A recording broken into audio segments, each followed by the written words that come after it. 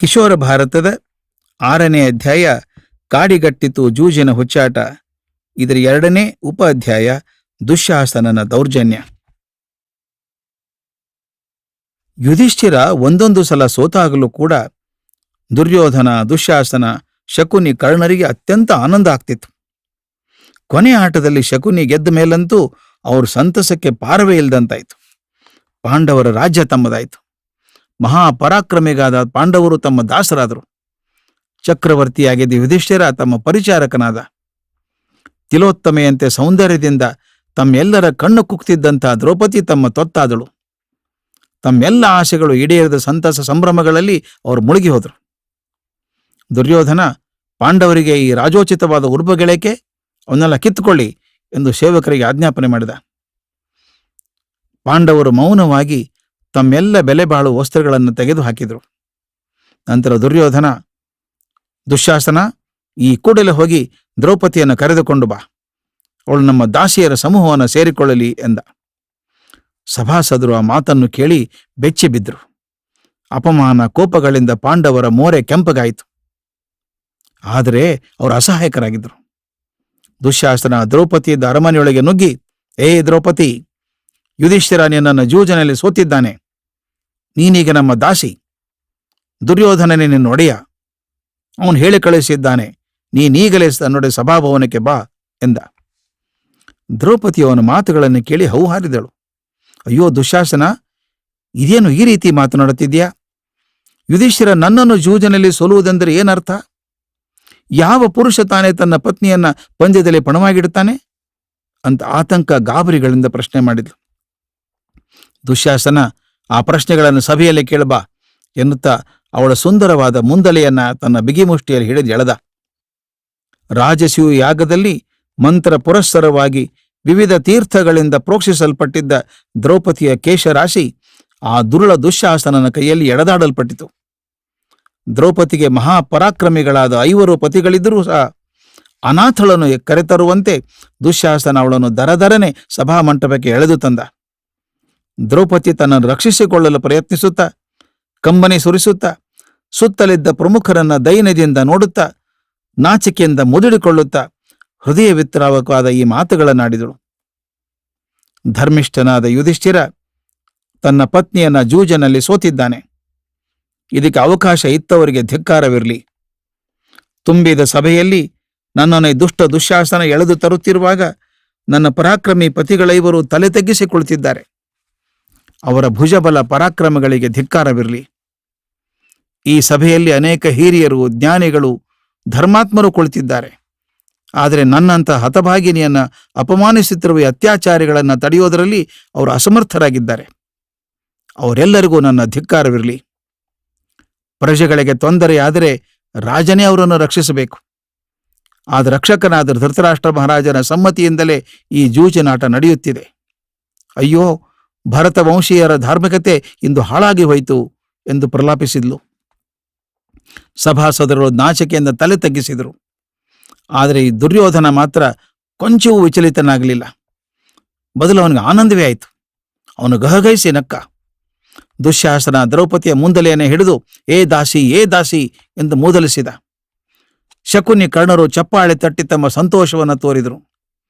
ದುಶ್ಯಾಸನ ಮತ್ತಷ್ಟು ಉತ್ತೇಜಿತನಾಗಿ ದ್ರೌಪದಿಯ ಸೀರೆಯನ್ನು ಗಟ್ಟಿಯಾಗಿ ಸೆಳೆದುಕೊಂಡ. ಆ ಸಭೆಯಲ್ಲಿ ಅನೇಕ ಸಜ್ಜನರಿದ್ದರು. ದ್ರೌಪದಿಗೆ ಆಗುತ್ತಿದ್ದಂತಹ ಅಪಮಾನವನ್ನು ಕಂಡು ಅವರು ನೊಂದಿದ್ರು. ಆದರೆ ದುರ್ಯೋಧನನ ಹಂಗಿನಲ್ಲಿದ್ದುದರಿಂದ ಅವನನ್ನು ಎದುರಿಸುವ ಸಾಹಸ ಅವರಿಗಿರಲಿಲ್ಲ. ವಿದುರ ಮಾತ್ರ ದುಶ್ಯಾಸನ ದುಷ್ಕೃತ್ಯವನ್ನು ಪ್ರಬಲವಾಗಿ ಖಂಡಿಸಿದ. ದುರ್ಯೋಧನ ತಮ್ಮಂದಿರಲ್ಲಿ ಒಬ್ಬನಾದಂತಹ ವಿಕರ್ಣ ಕೂಡ ದುಶ್ಯಾಸನನ ಕುರಿತು, ಅಣ್ಣ, ಈ ರೀತಿಯಲ್ಲಿ ಹೆಣ್ಣನ್ನು ಅಪಮಾನ ಮಾಡುವುದು ಕುರುವಂಶಕ್ಕೆ ಶೋಭೆ ತರುವಂತಹದ್ದಲ್ಲ, ದಯವಿಟ್ಟು ನಿಲ್ಲಿಸು ಎಂದ. ಆ ಸಭೆಯಲ್ಲಿ ವಿದುರ ವಿಕರ್ಣರ ಬುದ್ಧಿ ಮಾತು ಗಾಳಿಯಲ್ಲಿ ಹಾರಿಹೋದವು. ಸಭೆಯಲ್ಲಿ ಧರ್ಮ ಅಧರ್ಮಗಳ ಬಗ್ಗೆ ಭಾರೀ ಚರ್ಚೆಗಳೇ ನಡೆಯುತ್ತಿದ್ದೇವೆ ಹೊರತು ಅನಾಥೆಯನ್ನು ರಕ್ಷಿಸಲು ಯಾರೂ ಮುಂದೆ ಬರಲಿಲ್ಲ. ಆಗ ದ್ರೌಪದಿ ಶ್ರೀಕೃಷ್ಣನನ್ನು ಸ್ಮರಿಸಿಕೊಂಡು 2 ಕೈಗಳನ್ನು ಜೋಡಿಸಿ, ಶ್ರೀಕೃಷ್ಣ, ಗೋವಿಂದ, ವಾಸುದೇವ, ಈ ಕೌರವರ ಮಧ್ಯೆ ಅಪಮಾನಿತಳಾಗುತ್ತಿರುವ ನನ್ನ ರಕ್ಷಿಸು ಎಂದು ಪ್ರಾರ್ಥನೆ ಮಾಡಿದ್ಲು. ಕೂಡಲೇ ದ್ರೌಪದಿ ಹುಟ್ಟಿದ್ದ ಸೀರೆ ಅಕ್ಷಯವಾಯಿತು. ದುಶ್ಯಾಸನ ದ್ರೌಪದಿಯ ಸೀರೆಯನ್ನು ಸರಸರನೆ ಸೆಳೆದು ಕಳಚಿದ. ಆದರೆ ದ್ರೌಪದಿಯ ಮೈ ಮೇಲೆ ಮತ್ತೊಂದು ಸೀರೆ ಇತ್ತು. ಆಶ್ಚರ್ಯಚಕಿತನಾದ ದುಶ್ಯಾಸನ ಅದನ್ನು ಎಳೆದನು. ದ್ರೌಪದಿಯ ಮೈ ಮೇಲೆ ಇನ್ನೊಂದು ಸೀರೆ. ಹೀಗೆ ದುಶ್ಯಾಸನ ಒಂದೊಂದು ಸೀರೆಯನ್ನು ಎಳೆದು ಹಾಕಿದಾಗಲೂ ದ್ರೌಪದಿಯ ಮೈ ಮೇಲೆ ಹೊಸ ಹೊಸ ಸೀರೆಗಳು ಬರುತ್ತಲೇ ಇದ್ದವು. ಇಡೀ ಸಭೆಯೇ ಈ ದೃಶ್ಯವನ್ನು ನೋಡಿ ಆಶ್ಚರ್ಯದಿಂದ ಮೂಕವಾಯಿತು. ದುಶ್ಯಾಸನ ಸೀರೆಯನ್ನು ಎಳೆದೆಳೆದು ಸುಸ್ತಾದ. ದುರ್ಯೋಧನ ಲಜ್ಜೆಯಿಲ್ಲದೆ ತೊಡೆತಟ್ಟಿ ನಗುತ್ತಿದ್ದ. ಶಕುನಿ ಕರ್ಣರು ಚಪ್ಪಾಳೆ ತಟ್ಟುತ್ತಲೇ ಇದ್ದರು. ಭೀಮಸನಿಗೆ ಇನ್ನು ತಡೆಯಲಾಗಲಿಲ್ಲ. ಅವನ ಕೋಪ ಉಲ್ಬಣಿಸಿತು. ತುಟಿಗಳು ಅದರಿದವು. ಕಣ್ಣುಗಳು ಕೆಂಡದಂತೆ ಕೆಂಪಾದವು. ಅವನು ಎದ್ದು ನಿಂತು ತನ್ನ ಎರಡೂ ಕೈಗಳನ್ನು ಮಸೆಯುತ್ತಾ ಸಿಡಿಲಿನ ಧ್ವನಿಯಿಂದ ಈ ಮಾತುಗಳನ್ನು ಹೇಳಿದ. ಸಭೆಯಲ್ಲಿರುವ ಮಹಾಜನರೇ, ಈ ನನ್ನ ಪ್ರತಿಜ್ಞೆಯನ್ನು ಕೇಳಿ. ಕೌರವರು ಮಾಡಿರುವ ದುಷ್ಕಾರ್ಯದಿಂದ ಮುಂದೆ ಯುದ್ಧವು ನಿಶ್ಚಯವಾಗಿ ನಡೆಯುತ್ತದೆ. ಆ ಯುದ್ಧದಲ್ಲಿ ನಾನು ಈ ದುಶ್ಯಾಸನನ ಎದೆಯನ್ನು ನನ್ನ ಉಗುರುಗಳಿಂದಲೇ ಸೀಳಿ ಅವನ ಬಿಸಿ ರಕ್ತವನ್ನು ಬೊಗಸೆ ಬೊಗಸೆಯಾಗಿ ಕುಡಿಯುತ್ತೇನೆ. ಈ ದುರುಳ ದುರ್ಯೋಧನನ ತೊಡೆಯನ್ನು ನನ್ನ ಗದೆಯಿಂದ ತುಂಡರಿಸಿ ಅವನ ತಲೆಯ ಮೇಲೆ ನನ್ನ ಕಾಲಿಡುತ್ತೇನೆ. ಅರ್ಜುನನು ಕರ್ಣನನ್ನು ಕೊಲ್ಲುತ್ತಾನೆ. ಜೂಜುಕೋರನಾದ ಈ ಶಕುನಿಯನ್ನು ಸಹದೇವನು ಸಂಹರಿಸುತ್ತಾನೆ. ಇದು ಖಂಡಿತ ಎಂದ. ಭೀಮನ ಪ್ರತಿಜ್ಞೆಯನ್ನು ಕೇಳಿದ ಧೃತರಾಷ್ಟ್ರನ ಎದೆ ಝಲ್ಲೆಂದಿತು. ಅವನ ದೇಹ ಗಡಗಡನೆ ನಡುಗಿತು. ಪಾಂಡವರು ಆಡಿದ ಮಾತಿನಂತೆ ನಡೆಯುವವರು ಎಂಬುದು ಅವನಿಗೆ ಚೆನ್ನಾಗಿ ಗೊತ್ತಿತ್ತು. ಹಾಗಾದರೆ ನನ್ನ ಮಕ್ಕಳು ದುರ್ಯೋಧನ ದುಶ್ಯಾಸನರ ದುರ್ಮರಣ ನಿಶ್ಚಯವಾದದ್ದು. ಅಯ್ಯೋ, ಅದನ್ನು ಹೇಗಾದರೂ ತಪ್ಪಿಸಬೇಕು ಎಂದು ಯೋಚನೆ ಮಾಡಿದ. ದುರ್ಯೋಧನನ ಮೇಲೆ ಇಲ್ಲದ ಕೋಪವನ್ನು ತೋರುತ್ತಾ, ದುಷ್ಟಬುದ್ಧಿಯವನೇ, ನೀನು ದ್ರೌಪದಿಯನ್ನು ಅವಮಾನಕ್ಕೆ ಗುರು ಮಾಡಿ ನಮ್ಮ ವಂಶಕ್ಕೆ ಕಳಂಕವನ್ನು ತಂದುಬಿಟ್ಟಿಯಲ್ಲ ಎಂದು ಗದ್ದರಿಸಿದನು. ನಂತರ ದ್ರೌಪದಿಯನ್ನು ಕುರಿತು, ಮಗಳೇ, ನಿನ್ನ ವಿಷಯದಲ್ಲಿ ನನಗೆ ಬಹಳ ಮರುಕ ಉಂಟಾಗಿದೆ. ನಿನ್ನ ತುಂಬಾ ಪ್ರೀತಿಯುಳ್ಳವನಾಗಿದ್ದೇನೆ. ನಿನಗೆ ಬೇಕಾಗಿರುವ ವರವನ್ನು ಕೇಳಿಕೋ ಎಂದ. ದ್ರೌಪದಿ, ಮಹಾರಾಜ, ಹಾಗಾದರೆ ಯುಧಿಷ್ಠಿರನು ಈ ಕೂಡಲೇ ದಾಸ್ಯದಿಂದ ವಿಮುಕ್ತಿ ಹೊಂದಲಿ ಎಂದ. ಧೃತರಾಷ್ಟ್ರ, ಹಾಗೆ ಆಗಲಿ, ಇನ್ನೊಂದು ವರವನ್ನು ಕೇಳಿಕೋ ದ್ರೌಪದಿ ಎಂದನು. ಭೀಮ, ಅರ್ಜುನ, ನಕುಲ, ಸಹದೇವರು ದಾಸ್ಯದಿಂದ ಮುಕ್ತರಾಗಲಿ ಎಂದಳು. ಧೃತರಾಷ್ಟ್ರ, ಅದನ್ನು ಕರುಣಿಸಿದ್ದೇನೆ, ಇನ್ನೊಂದು ವರವನ್ನು ಕೇಳು ದ್ರೌಪದಿ ಎಂದ. ಆಗ ದ್ರೌಪದಿಯು, ಮಹಾರಾಜ, ಮನುಷ್ಯನ ಆಶೆಗೆ ಮಿತಿಯೇ ಇರುವುದಿಲ್ಲ. ಆದ್ದರಿಂದ ನನಗೆ ನೀವು ಕೊಟ್ಟಿರುವ 2 ವರಗಳೇ ಸಾಕು ಎಂದಳು. ಧೃತರಾಷ್ಟ್ರ, ದ್ರೌಪದಿ, ನಿನ್ನ ಮಾತುಗಳಿಂದ ತುಂಬಾ ಸಂತೋಷವಾಗಿದೆ. ಯುಧಿಷ್ಠಿರನ ಸಂಪೂರ್ಣ ಸಂಪತ್ತನ್ನ, ರಾಜ್ಯವನ್ನ ಹಿಂದಿರುಗಿಸ್ತೇನೆ. ಪಾಂಡವರೇ, ನೀವೆಲ್ಲ ಮತ್ತೆ ಇಂದ್ರಪ್ರಸ್ಥಕ್ಕೆ ಹೋಗಿ ಸುಖವಾಗಿರಿ ಎಂದ. ಪಾಂಡವರು ಅಪಮಾನ ಕೋಪಗಳಿಂದ ಕುದಿಯುತ್ತಾ ದ್ರೌಪದಿಯೊಡನೆ ಇಂದ್ರಪ್ರಸ್ಥದ ಕಡೆಗೆ ಹೊರಟರು. ಧೃತರಾಷ್ಟ್ರನ ಈ ಔದಾರ್ಯ ದುಷ್ಟ ಚತುಷ್ಟಯರುಗಳಾದ ದುರ್ಯೋಧನ, ದುಶ್ಯಾಸನ, ಶಕುನಿ, ಕರ್ಣರಿಗೆ ಒಂದಿಷ್ಟೂ ಸಹನವಾಗಲಿಲ್ಲ. ಪಾಂಡವರನ್ನು ದಾಸರನ್ನಾಗಿ ಮಾಡಿಕೊಂಡು ಮಾತು ಮಾತಿಗೂ ಅವರನ್ನು ಹಂಗಿಸಿ ಅಪಮಾನಿಸಬೇಕೆಂದ ಅವರು ಸಂಚು ಕುಸಿದು ಬಿತ್ತು. ಸಭೆಯಲ್ಲಿ ಪಾಂಡವರಿಗಾದ ತೇಜೋಭಂಗವನ್ನು ಕಂಡು ಅವರಿಗಾಗಿದ್ದಂಥ ಆನಂದ ಕೇವಲ ಕ್ಷಣಿಕವಾಗಿತ್ತು. ಛೇ, ಈ ಮುದುಕ ಧೃತರಾಷ್ಟ್ರ ಒಂದೇ ಗಳಿಗೆಯಲ್ಲಿ ನಮ್ಮೆಲ್ಲರ ಪ್ರಯತ್ನಗಳನ್ನು ಹಾಳು ಮಾಡಿಬಿಟ್ಟ ಎಂದು ವ್ಯಸನಗೊಂಡರು. ದುರ್ಯೋಧನ ತನ್ನ ತಂಗಡಿಗರ ಸಲಹೆಯಂತೆ ಮತ್ತೆ ತಂದೆಯ ಬಳಿಗೆ ಹೋದ. ಅಪ್ಪ, ಇದೇನು ಹೀಗೆ ಮಾಡಿಬಿಟ್ಟೆ? ಜೂಜಿನಲ್ಲಿ ಸೋತ ಪಾಂಡವರಿಗೆ ಮರಳಿ ರಾಜ್ಯವನ್ನು ಕೊಟ್ಟು ಕಳುಹಿಸಿದೆಯಲ್ಲ, ಇದರಿಂದ ನಮಗೆ ಒಳ್ಳೆಯದಾಗುತ್ತದೆಂದು ಭಾವಿಸಿದೀಯಾ? ಪಾಂಡವರು ಈಗಾಗಲೇ ನಮ್ಮ ಮೇಲೆ ಕೋಪವನ್ನು ತಾಳಿದ್ದಾರೆ. ನಾವಿನ್ನೇನೇ ಮಾಡಿದರೂ ಅವರ ಕೋಪವನ್ನು ಹೋಗಲಾಡಿಸುವುದು ಸಾಧ್ಯವಿಲ್ಲ.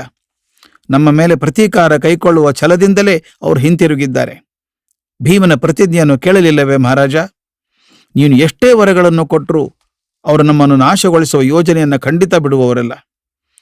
ಪಾಂಡವರ ಮತ್ತು ನಮ್ಮ ವೈರ ಬಹಳ ಹಿಂದಿನದು. ಈಗ ಅದು ಮತ್ತಷ್ಟು ಗಾಢವಾಗಿದೆ. ಪಾಂಡವರೀಗ ಗಾಯಗೊಂಡ ಸಿಂಹದಂತಿದ್ದಾರೆ. ಕೋಪದಿಂದ ಬುಸುಗುಟ್ಟುವ ಹಾವಿನಂತಾಗಿದ್ದಾರೆ. ಅವರು ನಮ್ಮನ್ನು ಸದೆಬಡಿಯಲು ನಿಶ್ಚಯವಾಗಿ ಪ್ರಯತ್ನಿಸುತ್ತಾರೆ. ಭೀಮನು 10,000 ಆನೆಗಳ ಬಲವನ್ನ, ಅರ್ಜುನನು ಗಾಂಡೀವವನ್ನು ಹೊಂದಿದ್ದಾನೆ. ಅವರನ್ನು ನಾವು ಕೆಣಕಿ ಬದುಕುವುದುಂಟೆ?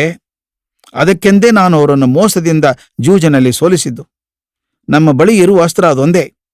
ಅವರ ರಾಜ್ಯವನ್ನು, ಶಸ್ತ್ರಾಸ್ತ್ರಗಳನ್ನು ಗೆದ್ದುಕೊಂಡರೆ ಅವರು ಹಲ್ಲು ಕಿತ್ತ ಹಾವಿನಂತಾಗುತ್ತಾರೆ ಎಂಬುದೇ ನನ್ನ ಯೋಚನೆಯಾಗಿತ್ತು. ಆದರೆ ನಾವು ಮಾಡಿದುದನ್ನೆಲ್ಲ ನೀನು ಒಂದೇ ಗಳಿಗೆಯಲ್ಲಿ ಕೆಡಿಸಿಬಿಟ್ಟಿಯಲ್ಲ ಎಂದು ಆಕ್ಷೇಪಿಸಿದ. ಮಗನ ಮಾತುಗಳನ್ನು ಕೇಳಿದ ಧೃತರಾಷ್ಟ್ರನಿಗೆ ಅದು ನಿಜ ಅನ್ನಿಸ್ತು. ಹಾಗಾದ್ರೆ ಈಗೇನು ಮಾಡೋಣ ದುರ್ಯೋಧನ ಎಂದು ಕೇಳಿದ. ಆಗ ದುರ್ಯೋಧನ, ಅಪ್ಪ, ಪಾಂಡವರನ್ನು ಮತ್ತೆ ಜೂಜಿಗೆ ಕರೆಯೋಣ. ಈ ಸಲ ರಾಜ್ಯವನ್ನಾಗಲಿ ಮನುಷ್ಯರನ್ನಾಗಲಿ ಪಣವಾಗಿಡುವುದು ಬೇಡ. ಆಟದಲ್ಲಿ ಸೋತವರು 12 ವರ್ಷ ವನವಾಸವನ್ನು, 1 ವರ್ಷ ಅಜ್ಞಾತವಾಸವನ್ನು ಅನುಭವಿಸಬೇಕು. ಅಜ್ಞಾತವಾಸವೆಂದರೆ ಅವರ ಗುರುತು ಬೇರೆಯವರಿಗೆ ಪತ್ತೆಯಾಗದಂತಿರಬೇಕು.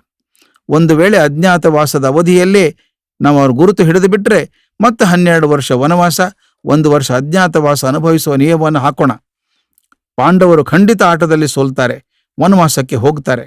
ಕಾಡಿನಲ್ಲಿದ್ದಾಗ ಅವರೆಲ್ಲ ಕ್ರೂರ ಪ್ರಾಣಿಗಳಿಂದ ಕೊಲ್ಲಲ್ಪಡಬಹುದು, ಅಥವಾ ಅಜ್ಞಾತವಾಸದಲ್ಲಿದ್ದಾಗ ನಮಗೆ ಸಿಕ್ಕಿಕೊಂಡು ಬಿಡಬಹುದು. ಅಂತೂ ಹೇಗಾದರೂ ಮಾಡಿ ಅವರು ಮತ್ತೆ ತಮ್ಮ ರಾಜ್ಯವನ್ನು ಪಡೆಯದಂತೆ ಮಾಡಬಹುದು. ಆದ್ದರಿಂದ ಈ ನಿಯಮಕ್ಕೆ ಒಪ್ಪಿಗೆ ಕೊಡು ಮಹಾರಾಜ ಎಂದ.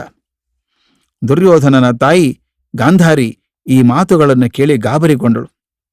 ಅವಳ ಮಗನನ್ನು ಕುರಿತು, ಮಗು, ನಿನಗೆ ಯಾವುದೋ ವಿನಾಶ ಕಾಲ ಬಂದಿರಬೇಕು, ಅದಕ್ಕೆ ಅಂತ ತಿಳಿಗೇಡಿ ಮಾತನಾಡುತ್ತಿದ್ದೀಯಾ? ಯಾವಾಗಲೂ ಬೇರೆಯವರಿಗೆ ಮೋಸ ಮಾಡಿಯೇ ಜೀವನ ನಡೆಸೋದು ಸಾಧ್ಯವೇ? ಪಾಂಡವರು ಧರ್ಮಾತ್ಮರು, ಅವರಿಗೆ ತೊಂದರೆ ಕೊಡಬೇಡ ಎಂದು ಬುದ್ಧಿ ಹೇಳಿದಳು. ಧೃತರಾಷ್ಟ್ರನನ್ನು ಕುರಿತು, ಖಂಡಿತ ಜೂಜಾಟಕ್ಕೆ ಮತ್ತೆ ಅವಕಾಶ ಕೊಡಬೇಡಿ ಎಂದು ಪ್ರಾರ್ಥಿಸಿದಳು. ಆದರೆ ಧೃತರಾಷ್ಟ್ರನು ಅವಳ ಮಾತನ್ನು ಕಿವಿ ಮೇಲೆ ಹಾಕಿಕೊಳ್ಳಲಿಲ್ಲ.